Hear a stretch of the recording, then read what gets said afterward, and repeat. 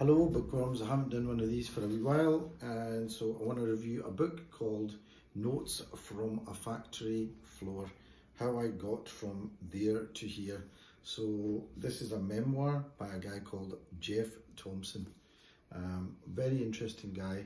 It's basically kind of inspirational story of a fairly ordinary guy who actually started off sweeping floors on a factory floor, doing menial jobs, but by his own admission he was full of a lot of fears and got fed up with it, finally decided to tackle these fears and actually came up with an idea to do that. And he wrote out what he called his fear pyramid.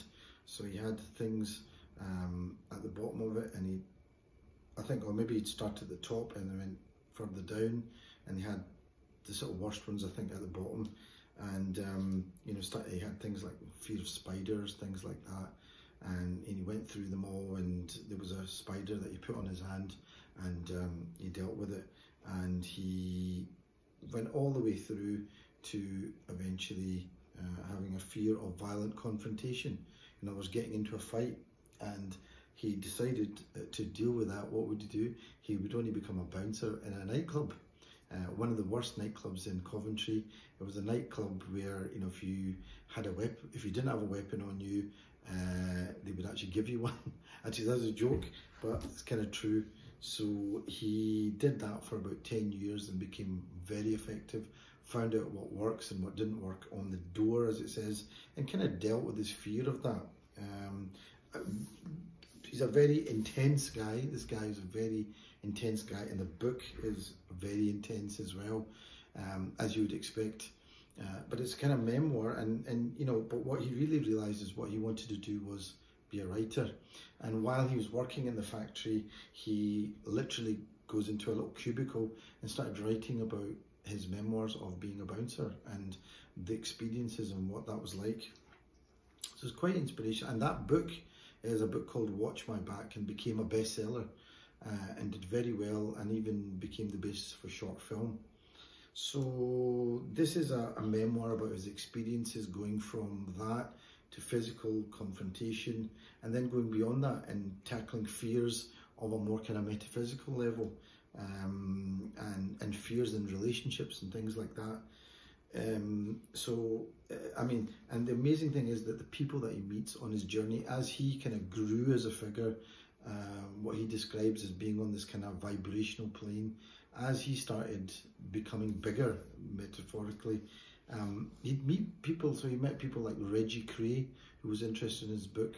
Again, that's very interesting, how he describes Reggie Cray and the way that guy's mind works, and how a lot of these people, very charismatic, but they can manipulate you into doing things that you wouldn't want to do. Thankfully, he stays clear of that. But he also eventually meets, he gets invited to Las Vegas to take part in a seminar with Chuck Norris, one of his martial arts heroes. He becomes somebody who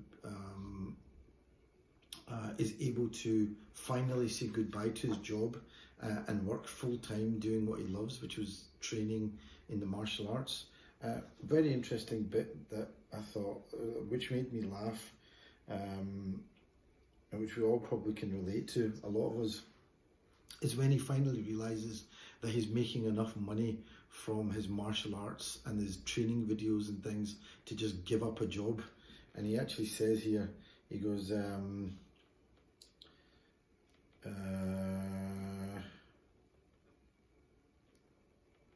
eventually recognising the negative pattern and the infecting nature of what's perceived as a proper job, I embraced my innate fear of being free, stopped accepting real work, inverted commas, and started earning my crust as a full-time teacher and writer.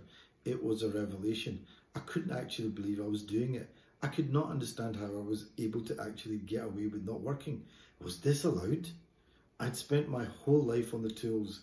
Everyone I knew worked, and we never once questioned why we stayed in jobs we hated and for a wage that was not commensurate with our labour. I didn't know a single person in my own world that did not do a proper job. Everyone worked. You were seen as a malingerer if you didn't. I personally didn't know anyone who had given up the day job in the pursuit of happiness, even though morally and constitutionally it was everyone's right. It was unheard of. It was not understood.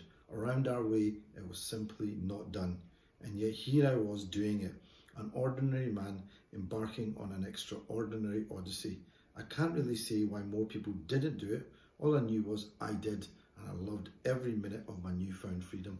That made me laugh. This idea that he actually starts questioning, is this even allowed? Are you not allowed to just work every day? How many of us probably wish we would just be able to do that? But I mean, that's great. And so he basically talks about how he wrote this book, and literally sitting, the only quiet place he had in the factory was on the toilet in one of the cubicles, and he wrote this book in a little notebook, so kind of scared to give it to anybody. Finally gave it to somebody at a publisher's, and they thought it was quite good, gave him ideas, and he not only did he eventually go on to publish it, but eventually opened up his own publishing kind of house and published his own books. So amazing. It's like very entrepreneurial as well. It's a lot of facets to this guy, and quite a polymath, I would say. And he then eventually becomes, like I said, a writer. Excuse me.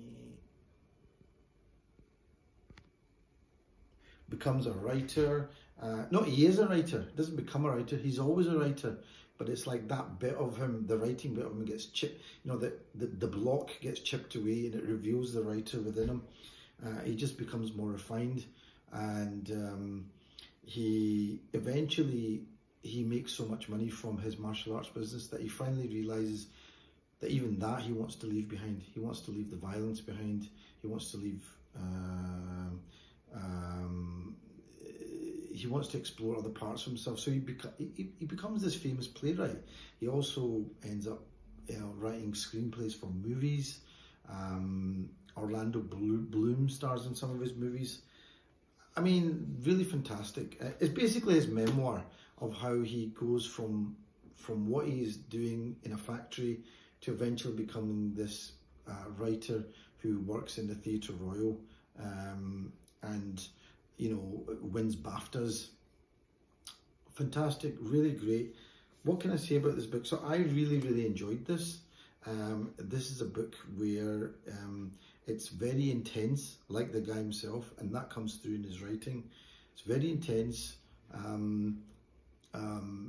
It's, what was it? I've written some notes here. Yeah, I mean, it's like, take some of the story about him, the factory worker, then the martial artist, Geoff the writer, Geoff the spiritual guru. There was a sentence here I wrote this about, where he's made a lot of dosh from his martial arts business, the mail order business and everything, and finally realizes that what he really wants to do is become a writer. And unless he makes a clearing for that, until he makes space for that, it's never really going to happen. So he actually stops it. He stops the martial arts business, stops the mail order business, stops all that. And he says a line here, he says, all possessions possess us the moment we feel we have to have them. So he although he's never completely broke, but he's got a couple of houses, and he can't use them for everyday things like going out for a coffee and all this kind of thing. So he has to make money doing other things. But eventually, because he's made that space, other things come in. So he really talks about the creative experience and what that's like. He writes a book about spirituality. He writes other plays. He writes screenplays for movies. And I mean, if you see him on the social media now, he's there. He's got a big presence there.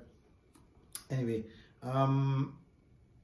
I really enjoyed this book, Notes from a Factory Floor, Geoff Thompson, a memoir. It is a memoir, and if that resonates with you and you like the idea of just being able to tackle your fears, deal with them and move on, I would say this is a good book to read.